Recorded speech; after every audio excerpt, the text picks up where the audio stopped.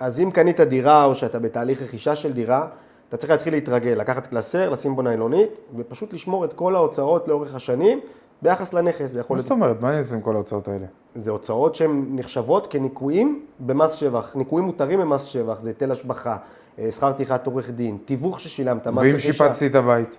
גם שיפוץ ששיפצת את הבית. רגע, זה נכנס לי כמו בעסק להוצאות של... נכון. של המס? זה מפחית בעתיד את המס. ביום מן הימים שאתה תרצה למכור את הנכס, תצטרך כנראה לשלם מס אם אין לך פטור. ואז כל ההוצאות האלה, הניקויים המותרים במס שבח, יפחיתו את המס שאתה צריך לשלם, יקטינו את הרווח וכתוצאה מזה יפחיתו את המס. עכשיו, מה שיפה זה שבוחנים את הערך של כל הוצאה, לא בערך הנומינלי, כלומר כמה שילמת באותו מועד ששילמת, אלא בערך הריאלי, מצמידים את ההוצאה למדד המחירים לצרכן.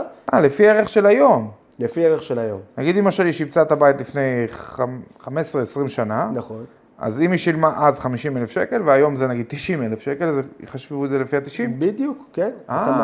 אתה מצמיד את ה-50,000 שקל למדד, ורואה כמה יוצא לך, ולפי זה אתה מנקה מהמס שבח. עכשיו, הרבה אנשים נזכרים מאוחר מדי. פתאום, כשהם רוצים למכור את הנכס, הם נזכרים שבעבר הם שיפצו, הם שילמו שכר טרחה לעורך דין, הייתה להם איזושהי בעיה עם הרשות המקומית, אגרות שהם היו צריכים לשלם, אין להם את כל האסמכתאות להוצאות האלה. סתם, לתרום כסף למיסוי מקרקעין.